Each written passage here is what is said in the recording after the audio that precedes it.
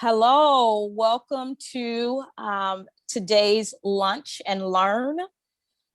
My name is LaShonda Curry, and I will serve as your host / moderator for today's Lunch and Learn. This event is being sponsored by LSTC, Metro Chicago Senate, ASTA, which stands for the African Descent Strategy Team, and ATLA. So welcome, welcome, welcome. Today we have a phenomenal panel. We have a panel that is like exponential with Kaumba, which means creativity. We have with us today 3 local, nationally, and internationally known artists and curators. We have with us today Miss Tonika Johnson of the Folded Map Project. We also have with us Francis and Andre Guichard of Guichard Galleries, located right here in Chicago in the Bronzeville community. Woo woo. So I am now at this time going to turn it over to our guests and allow them to introduce themselves. Followed by that, you'll see a video of their work here in Chicago so that if you are not familiar with them, you can become so. I'm going to first turn it over to Tonika to introduce herself, and then we'll queue up with the video. Hi, I am a lifelong Chicago resident, as well as lifelong Inglewood resident, born, raised, and still living in Inglewood, as well as an artist. My primary medium is photography, but it has expanded to include the built environment, which is how I lend myself to this conversation, talking about how to utilize the built environment for public art. And my project that has received most recent recognition is Folded Map, and you'll learn all about that in the upcoming video. Thank you, Tonika. I'm going to have Mr. and Mrs. Guichard introduce themselves. Good morning and welcome. My name is, well, good afternoon and welcome. My name is Andre Guichard. I am an artist, collector, and curator, artist of 27 years and co-owner of Gallery Guichard, which is celebrating its 16th year. And as a journey as an artist, part of the role that I always played was helping to organize other studio artists. And as time continued, our mission was an extension of that initial journey of helping other artists, which is to create platforms for artists of the African diaspora and collectors to meet. And we've been doing that work for 16 years now, right here in Bronzeville. And I'm Francis Guichard, also known as the artist Marlene Campbell. I've been an artist now for 17 years, and nationally and internationally collected. I am excited about being on the show today. We have been able to, the gallery, been able to do so many things with around the arts, including the gallery and also public art. So I'm looking forward to the conversation. Thank you both. Thank you, thank you, thank you. At this time, we're going to show you a quick video of the folding map, and then we're going to also show you a video of the Guichard's work right here in Bronzeville, Chicago.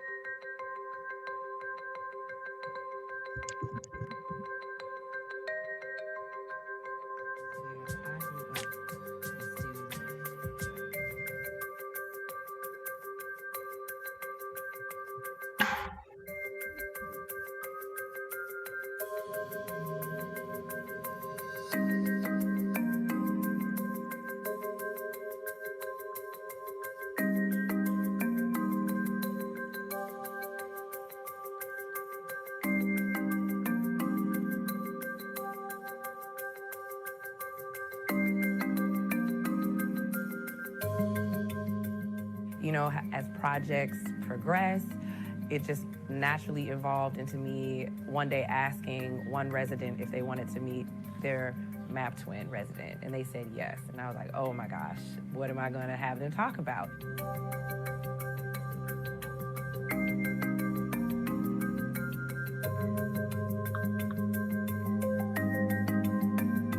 There was like a genuine connection, right? It was like nothing forced or fake. We had a conversation. learn each other's differences in community.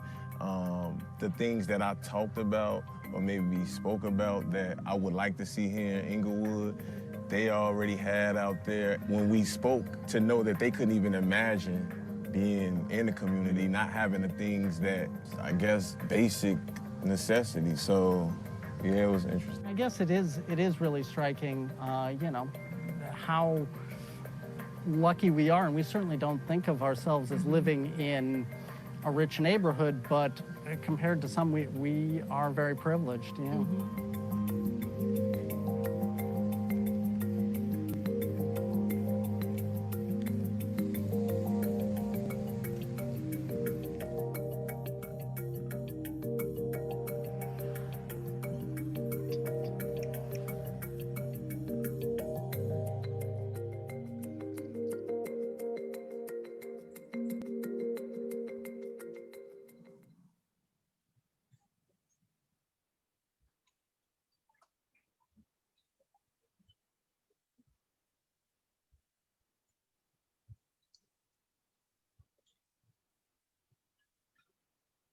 Thank you all. To our audience, we're going to drop the links for our panelists' work. We're going to drop the links into the chat in case you want to go back and view those links at a later time. We're going to now pivot to the next video, which is on the Guichard Gallery.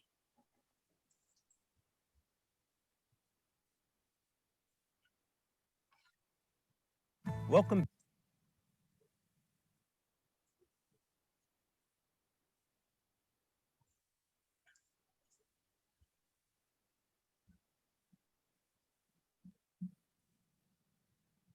Back to the virtual Bronzeville Art District Art Tour.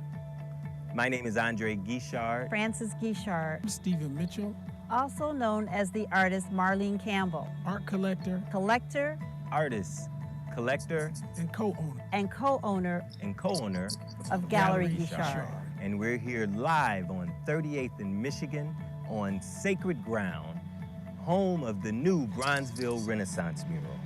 Like the Wall of Respect, painted in 1967 as Black expression on 43rd and Langley, the Bronzeville art mural, sponsored by ComEd, is a representation of social, cultural, and historical markers that represent our past, present, and future. Here at Gallery Guichard, we also create platforms for artists and collectors to meet, but we also create opportunities for multicultural muralists to touch the communities with their creativity. This mural provides the community access to art and is a cultural destination that is open and welcoming. Public art adds value to the cultural, aesthetic, and economic vitality of a community. This segment focuses on Gallery Guichard's recent collaboration with ComEd and two amazing muralists, Sean Warren and Ramon Static. My name is Sean Michael Warren, and I'm an artist born and raised in the city of Chicago. My name is Ramon Static from the South Side of Chicago. Thank you all for tuning in once again to Gallery Guichard and our virtual exhibition gallery. If you see anything you like, feel free to reach out to myself, Andre, or Francis with any questions. And as always, it is our hope that you will make Gallery Guichard a part of your art collecting journey.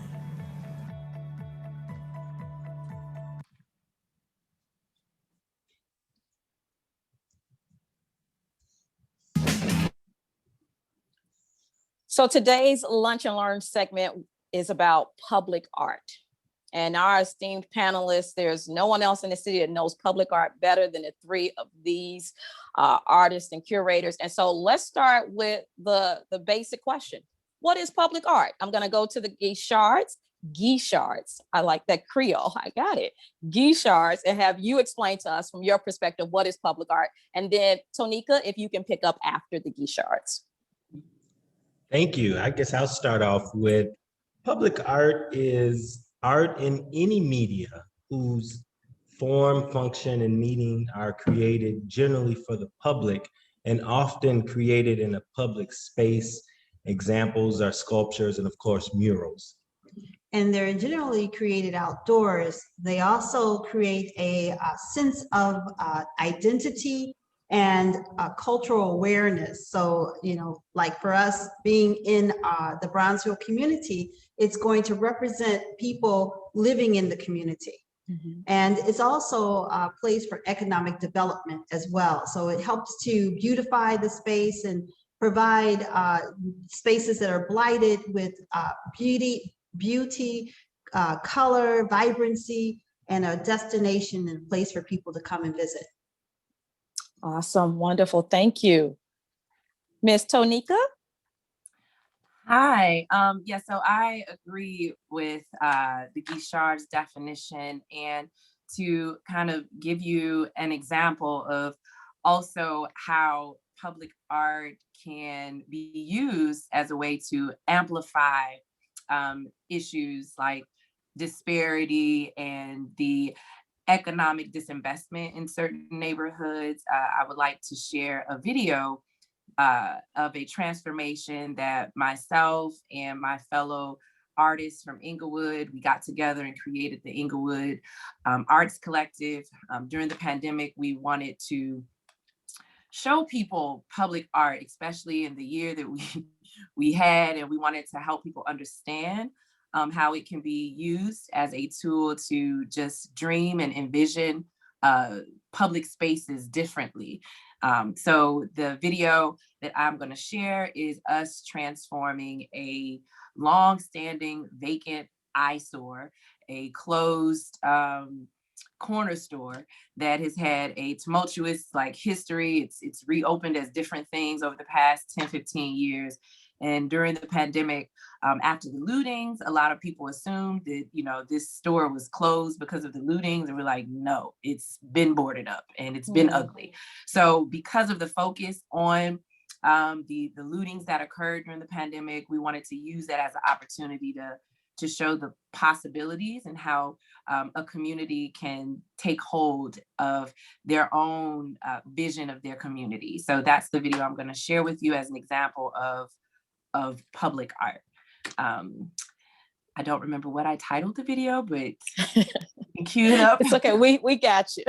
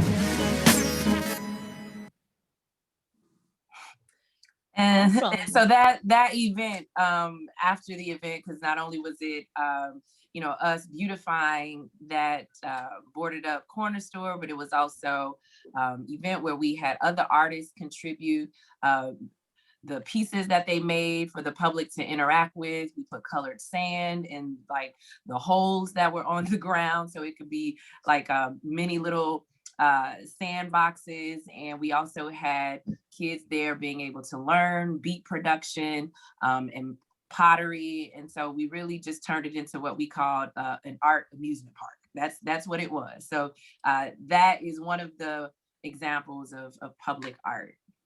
Awesome. Thank you for sharing that, Tonika. I love what you guys are doing as artists and how you are leveraging your power and your creativity as artists to transform communities and spaces and people.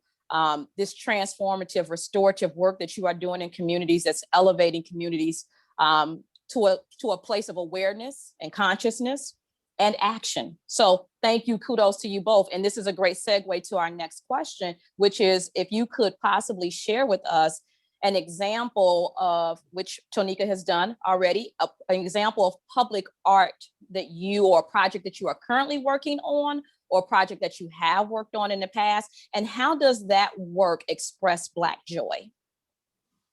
Excellent.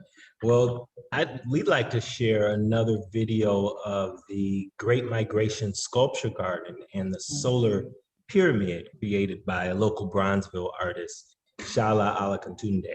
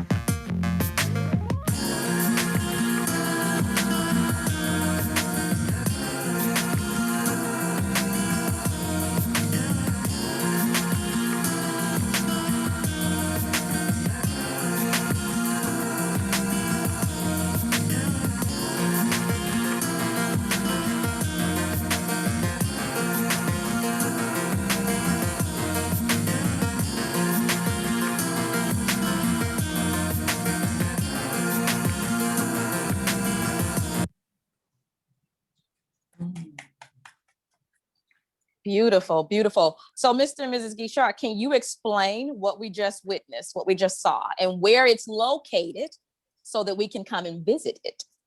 Yes, that was a visual transformation of what was a vacant lot that was actually the location of a historic landmark. Like the Palm Tavern.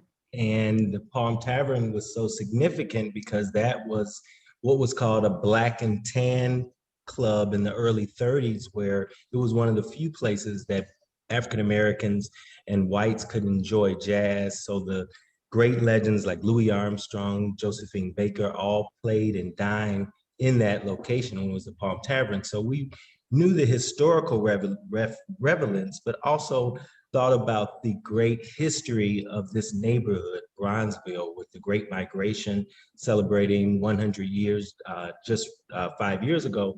And we wanted to pay homage to how redlining really put Bronzeville on the map, because you could not leave this area after migrating from the South. So the Great Migration Sculpture Garden brings relevance to the history of this neighborhood. But Shala Akintunde had an idea of creating a pyramid made of solar panels. So when we also thought about the collaboration at that location, just the significance of a pyramid on the middle of 47th Street in an area where often not knowing our history is half the problem in the battle. So knowing we come from kings and queens is so significant, but children were a big part of that with the STEAM program as well. Right. You know, one of the greatest things about public art is the transformation that you're able to make, and then being able to tell a story and provide history that allows you to, you know, tap into something inside of you that allows you to feel really good about who you are. And in this case, as Andre mentioned, being the Great Migration, we called it that because we wanted to make sure we paid homage to all of those people who came here from the South and had to persevere through Jim Crow and all the things that happened in our lives. And that gave us the inspiration to not only, you know, work amongst ourselves, but to work, as Andre said, other artists and with children. So with the STEM program, our STEAM program, is the science, technology, engineering, art, and math.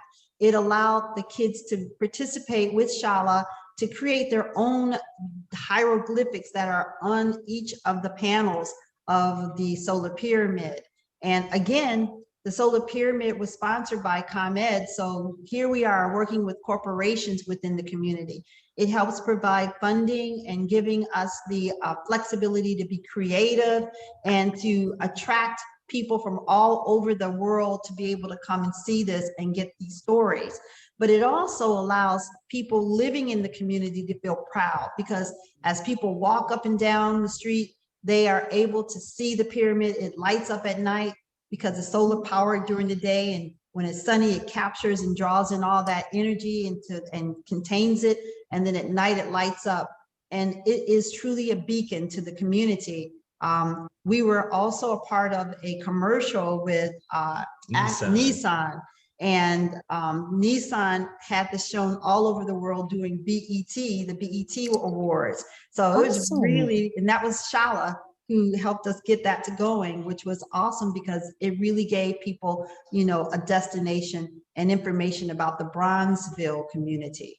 And to Francis's point, that adds to the tourism, which increases more traffic in the neighborhood, which thus in turn increases potential foot traffic going to local businesses. So public art has an amazing effect on our communities, not just educating, but also uplifting. Shay. Well, thank you both. I see the joy in your faces as you talk about your work. I feel it in my spirit as you talk about the work. I mean, the things that you've laid out for us in terms of what this one project has been able to do for a community, right? This transformation, this collective work and responsibility, this economic development, like it is amazing what you've been able to do through this one project. So it definitely brings great joy to us personally and as a community. Thank you both for sharing that. Miss Tonika, can you tell us a little more about your work and how it expresses Black joy? Yeah, no, I could, first I just want to say I could just listen to the Guichards talk all day. But vice versa. They pretty much encapsulated you know, what us artists, you know the value that we bring to wherever we're at, especially the communities we're from or that we live in. And so when a community is denied the resources to express artistically, you are removing the opportunity and pathways to other important things like joy, pride, and also, you know, economics. Because art in itself is an economic driver. And, you know, I personally get offended and upset when people minimize the role of arts in our everyday lives. Like when you come together socially, it's usually centered around arts, whether it's music or, you know, culinary arts. It's all of that is still artistic, and it definitely contributes to the foot traffic of a neighborhood, which can then become like the market for other businesses in the area. And so what I focus on as an artist was really to not only be able to do my work as a photographer, but to use it as a way to amplify the systemic economic issues in my home neighborhood. That's really a microcosm of all predominantly Black neighborhoods in Chicago. And so I was able to understand how I wanted to use my art through the community work that I do. I'm also a co-founder of Resident Association of Greater Inglewood, which was founded 10 years ago, as well as the Inglewood Arts Collective, which we founded in 2017, with the hopes to be able to be like the Guichards and really situate Greater Inglewood in a position to help people understand not only what disparity looks like in Chicago, but how it suppresses the possibility of artistic expression and joy that is a natural result. You know, we didn't have a lot of funding to do the beautification project that you saw that we shared of us beautifying that corner store, but just the joy it brings people to participate in arts, in an artistic event. And then, you know, not only a mural, you know, people can take pride in knowing they contributed to this public beautification within their neighborhood. They can say, oh, I painted this, or I contributed to that. So I think it definitely translates into Black joy, and also us reframing the narrative of our neighborhoods, and also paying homage to our ancestors before, that utilized everything they had to not only live lives that were filled with joy, but to also use it as an economic driver to sustain themselves. Excellent. So Tonika, you bring up a great point, and that is about narrative. So one of the things that I hear resonating both between you and the Guichards is that your work, your public art, is being used to as a way to, as a representation, right, of African-American history, as a voice, and as storytelling. So what is the story that both you and the Guichards want to be told through your public art? Great question. I'll defer to Tonika, ladies first. I'll defer to Mrs. Guichard. Francis? All right, I'm on the spotlight. So, okay. You know, I think it's important to be able to share who we are, our culture, our emotions. You know, it's emotive, because you want people to know when they come to see your work who what the work represents, and you know, to be able to share the stories that, like for our mural that we did with Katherine Johnson. I mean, does anybody know who Katherine Johnson is? And so this allows us to be able to tell that story about Katherine Johnson and who she was with the NASA project. And she's a Black mathematician in an all-white, mostly male-dominated field, to be able to get people into space in the 1960s. So that's a major story.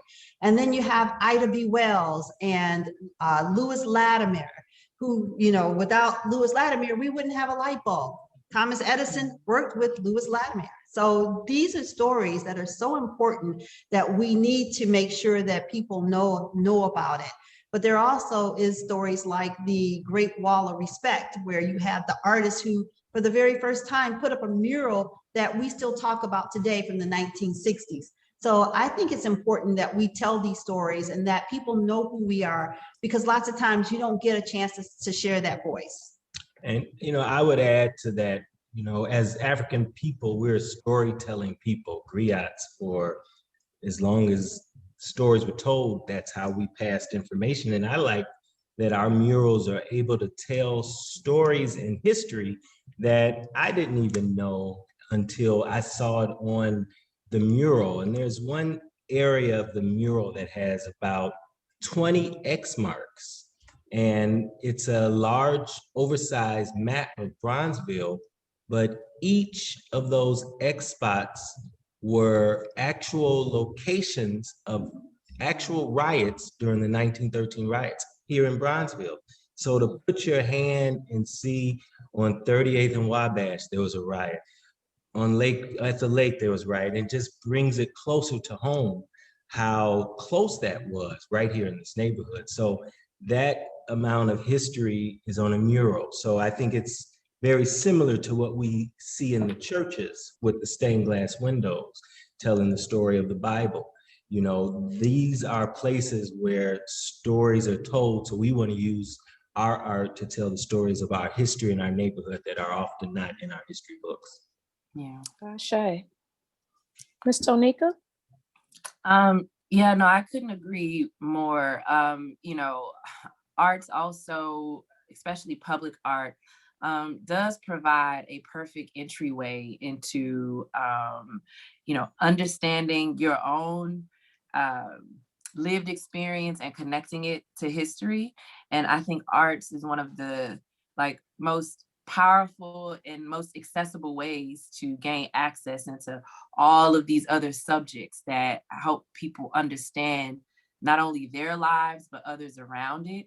And, you know, also using arts and to tell the story of the Great Migration. You know, it's just Sankofa, you know, in order to know where you're going, like it's just fact and science. You have to know where you've come from. And, you know, the arts is a wonderful way to express all of those things. And I wanted to also give an example of not only using arts to tell, you know, our journey historically as a people, but also to use it as a way to add on to this continuum, you know, to use it as a way to share the stories of our own contemporary existence. Because once we are able to do that, then we can see the connections that we had to our ancestors that aren't so distant. Like, you know, the ones who were great artists in Bronzeville, we're able to understand them through the telling of our own stories. And I think that's the beauty of arts, and that's the primary focus of what I like to center my projects on, is connecting it to histories, but really for me, allowing my projects to serve as a way for people to understand the injustice that our not so distant ancestors went through just to maintain a life here in Chicago, and using the built environment as a way to inform. And so one of the ways in which the Arts Collective, Inglewood Arts Collective, in partnership with Rage, we decided to do that also during the pandemic, was through a billboard project. And it was important that we did this billboard project on Juneteenth for that exact reason, to not only discuss or amplify the Great Migration, but prior to that, you know. So we wanted to help people understand, like, the importance of Juneteenth, even for those who might not even know what it is. But, you know, if they saw this video, this billboard, and then they hearing about Juneteenth, you're gonna Google at some point, like, what is Juneteenth? So that's really what we wanted to have our billboard represent. And so I do want to just play that so people can see, you know, the variety of ways in which art can be translated into different kinds of stories to help educate and create pride. Excellent. We're going to go ahead and put that video up now to share with our audience.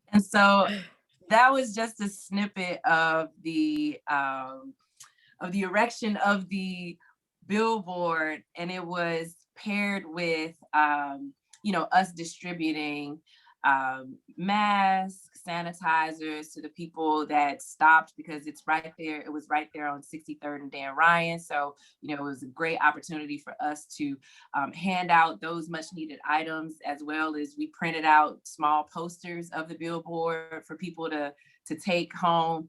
And it was just a really great small pandemic appropriate event, but to share with people the importance of contemporary art helping people understand history in a different way. Awesome, awesome. So I think one of the things I'm taking away from our conversation today is that public art can take on many different forms and tell many different stories connected both to past and present. Yes. And also, you know, it can be resourced in very different ways. You know, it can go from a beautiful solar pyramid to, you know, a little $300 billboard. So I think I shared with you guys before. And, you know, after the protest, right, and riots, we saw many of our stores and communities, right, that we live in that had been transformed through art to say power in community, unity, there's power in the Black dollar. And so you saw this expression of Black joy coming out. As I say, we took ashes and made beauty out of it, right? So thank you both for sharing that. I want to ask this question of you, because Mr. Guichard mentioned this as he was talking previously, talking about faith communities. And the fact that you guys clearly both work very well and collaboratively with community members and children and youth in schools. How can the faith community participate in sharing public art? What does that look like?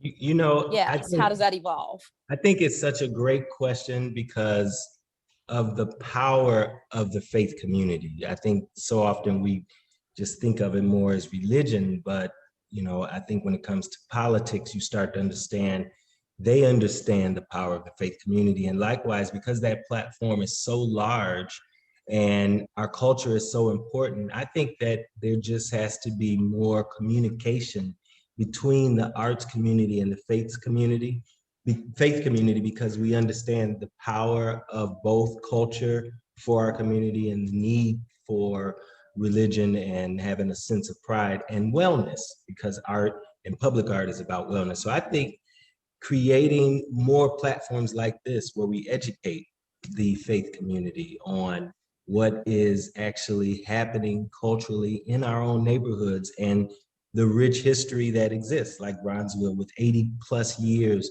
of art movements. Most churches, even in the community, may not even know that. So I think it's about connecting, communicating, and working together.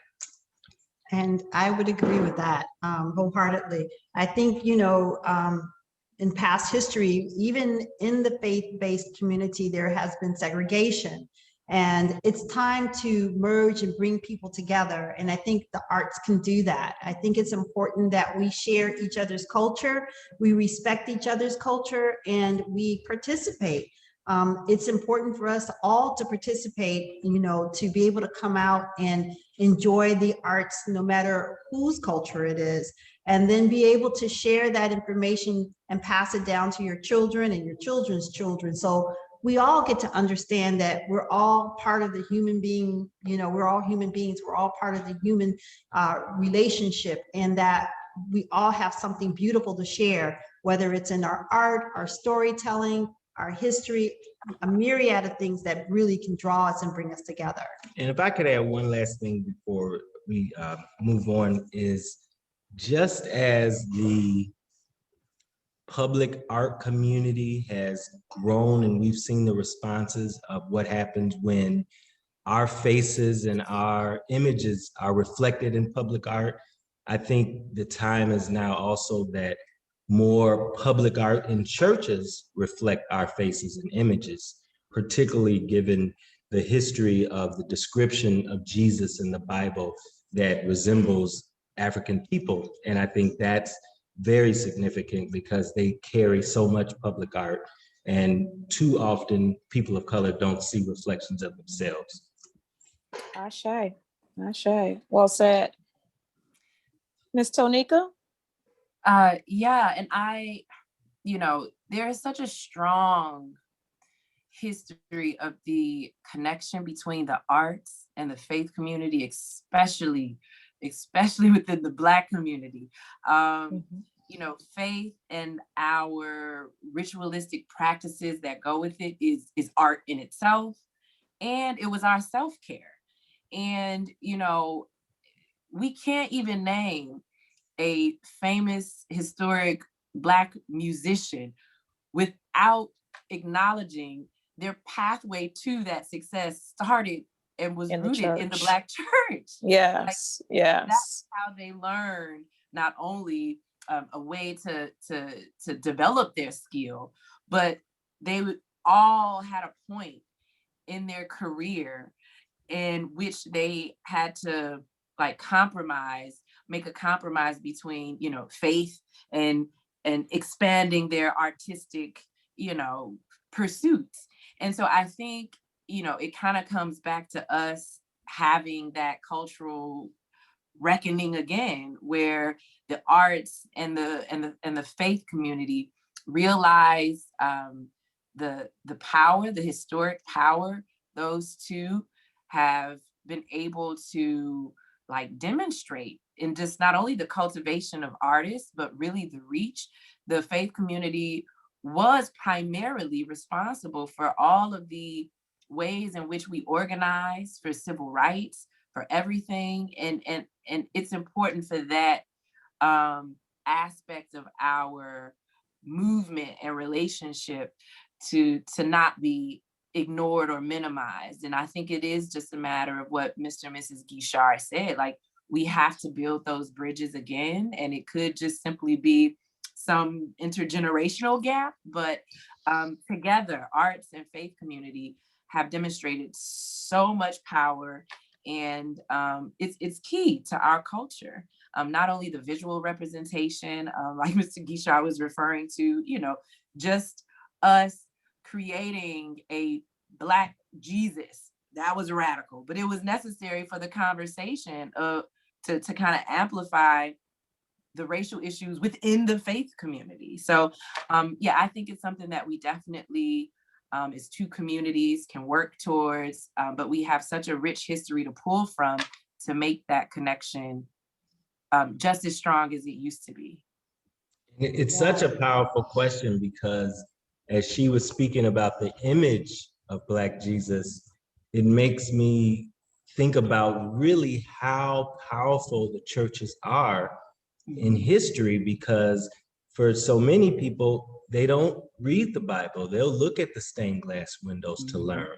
And because the curation of so much art in Western society depicts things certain ways, that history has been told in one way. But I can tell you, when we visited Ethiopia a year ago as part of our bridge program with bringing artists from the continent, we visited several of the Qum churches, and the depiction of the Bible story from the 1300s, which were murals that were still in existence, paintings that were still in existence, were depictions of Black people and people of color, which really was just, it was just a different feeling, and showed again the power of public art in the churches. And then those were from the 13th century. So, you know, the power of that art allowing us here today to be able to see those images is just amazing.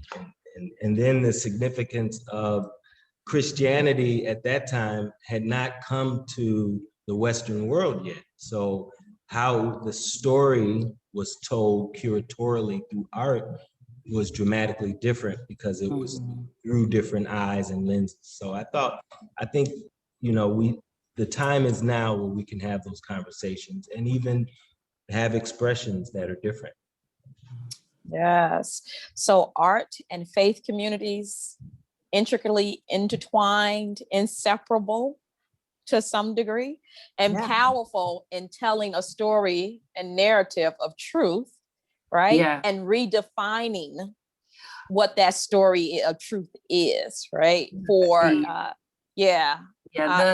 think the Black community historically has used or utilized the faith and the elements that were forced upon them in slavery through Christianity to re-envision and incorporate our cultural history, how we adopted saints, you know, the white saints, and we repurposed them to have our own cultural significance and meaning that represented who we worshipped before. And I think it's just a way of creatively understanding how we adapted here and how we use art as a way to keep that historic connection to our motherland. And it also, for me, I believe, encouraged this new visualization of how we want our saints to look, you know, and I just think it's such an interesting and powerful connection that we definitely need to explore more of, because our faith and how we practice it has definitely contributed to the art that Black people have made here in this country, and how that was a groundwork for all of the other ways in which we have evolved artistically, from music. Like, all of that is rooted, what comes down to, you know, how we express our faith. All of it, from the drums, from the, I mean, even hip hop today, you know, it's all still kind of rooted in what was our faith, our ways of our ritualistic practices. And I just think it's important for us to recognize and remember that. Ashe. And we have to do it in a way that continues to tell the story generation and generation and generation, right? We cannot lose that.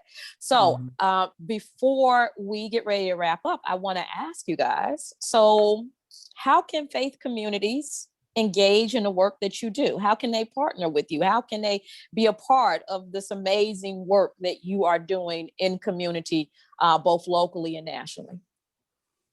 I think participation in the information about the wide array of artists that exists.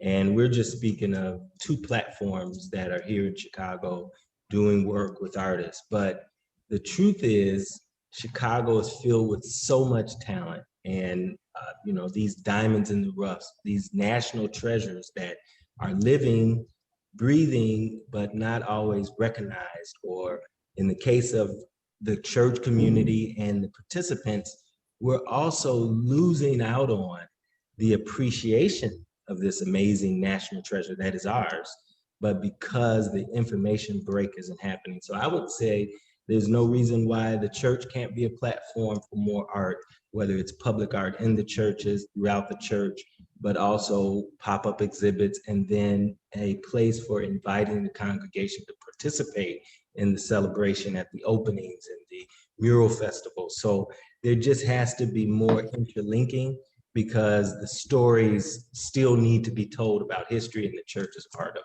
it. He said it all. Right? Ditto. Immerse yourself into the arts, you know, dive in and be a part of what's happening, and then inspire other artists to be a part of what we're doing around the world, around the, you know, around our country. But it's important that, you know, we all embrace the arts and then tell the stories and spread it. Yeah, Ashe. I agree with what they said. And so even if you are a congregation, a church, and you do not have the means to have like the beautiful exhibit that is behind us in the Guichards platform, if you do not have those means, thinking about even what you saw Tonika do or what you've seen in communities, something as simple as being collective and gathering a group of people and doing something with a vacant lot, or a building that has been forgotten about and has been an eyesore for years in your community, but getting that energy and that synergy around how you could leverage creativity and public art to display some form of public art that brings about telling the story and brings about Black joy, right? Yeah. So thank you. I do have one more thing to add. Yeah, go right ahead. I just want to add, you know, since because we're in Chicago and you know, my work is rooted in us personalizing the systemic issue of segregation, you know, to recognize how that plays out in every part of our life, even in the faith community. Our faith communities in Chicago are also segregated. because of Chicago's historic segregation. So I would say an easy way for any congregation to not only disrupt segregation, but to also expand their understanding of Chicago's like amazing art scene. Start just going to arts events on the South Side.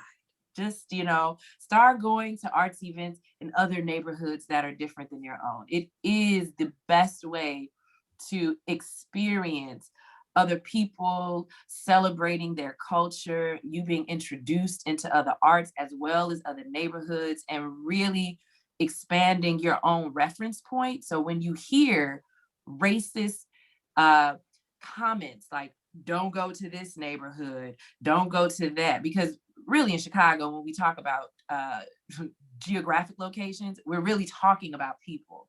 So I think one way you could kill two birds with one stone is supporting the arts in different communities throughout Chicago. Just go be a participant. You don't even have to organize a beautification project yet. You could go to these art events and maybe even make connections to artists that when your congregation might want to do something, they have now a new resource list of artists that they can get a different perspective and invite to join in. But just start by making it personal.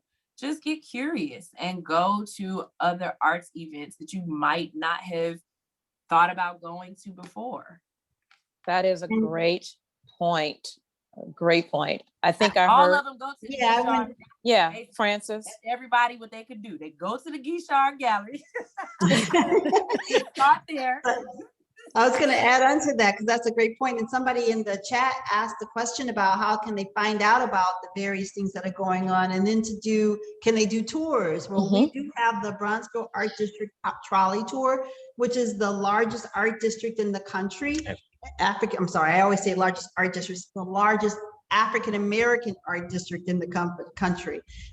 There are 6 galleries and institutions in the Bronzeville area. And we have a trolley, usually, prior to COVID, that would take you to the different galleries, and you can experience art in a different way in each of those galleries. And then we also have, of course, Gallery Guichard, but there are a myriad of other things going on around the city as well. And recently, Choose Chicago just did a story on the gallery, and there's more information you can, gather from Choose Chicago. And Chicago is a cultural quilt. It always has been, and it hasn't necessarily always been celebrated as from a tourism standpoint. It usually has been downtown or South Loop, but now I think Inglewood, Bronzeville, Pilsen, South Shore, South Loop, all these neighborhoods really do connect culturally, and there's of course a religious element that connects us all too. So if we can fuse those two and use art and culture and religion as a way to ease ourselves into neighborhoods and stereotypes, to Tanisha's point, I think we're going to make some great steps. Yeah. Well said. Well said. In the chat, I believe links have been dropped in the chat for more information on what you've heard the Guichards and Tonika share. There's information about their projects there. There are links that lead to their work, and we encourage you. We strongly, highly, highly, highly encourage you to take heed to the advice that has been given to us all, and that is to get out and to explore and to be curious about art in other communities, to break down some and demystify some of these stereotypes and biases that we have. And through that, we learn more about each other. We begin to engage each other in honest dialogue, hopefully, and we learn to love and accept each other as we are, and to value and appreciate one another. So I want to ask you to make sure you copy those links out of the chat, and make sure that you go and explore their work. Take a look at the projects that they're currently working on and that of other artists. And I just want to say thank you again to the three of you. Like you inspire and empower all of us. You encourage us to believe and to give us hope that there's a greater sense of Black joy within our communities and within ourselves. So again, thank you for all of the time and the energy and the resources and the joy that you have invested in your public art, and to make our communities better, to make our culture better, and to explore that. So thank you again from the bottom of our hearts. Kudos, ashe, Ubuntu, all of that great stuff. Thank you. And we just hope and pray that as you continue to move forward, that your public art continues to be on display for generations to come and continues to tell the stories that we know our children and our grandchildren and our grandchildren's children need to hear and know. I am going to turn it over to, I think I'm turning it over to Cherie or Reverend Beekman to wrap us up. But again, thank you all who have come to participate and hear about the great work that the Guichards and Tonika are doing. Have a blessed rest of your day. Thank you. And if you can't stay out the snow, stay out the snow. Oh, I should add. There's a mini blizzard going on outside. Yeah. And I should add, before my West Side friends get mad at me, there is a new gallery on the West Side. And it's called Art West. And they are just getting started. I'm so proud of them. So yes, I would encourage you all to, Google them, check them out. Thank you for sharing that, because I felt like we were leaving the West Side out. And they get a little testy about that. So I tried to tell them, I love y'all too. I just we focus on the South Side so much. All right, Reverend Beekman or Cherie? I just want to say thank you, everyone, for attending. We are so appreciative of you taking time out of your day to be present with us. I am a West Sider, so thank you for shouting out the West Side Gallery. And I hope, we know that a class starts here at 1. So again, just thank you for being with us, and enjoy the rest of your day. Look at the LST website for the listing of the rest of our events for the month. Ashe. Have a great day, everyone. Blessings and peace to the Guichards and Tonika. Thank you. Thank you. Where is this going to be shared at? Where is the link to this? Yes, is this going to live? Oh, that's a great question. So it is live streamed on Facebook, so it will live on Facebook. And oh my God. So it's on the LSTC Facebook page. I'll make sure to send y'all the link directly so that you have it. Thank you. We'll share it. Yay. Awesome. Wonderful. Bye, everybody. Bye. Thank you. Can't wait.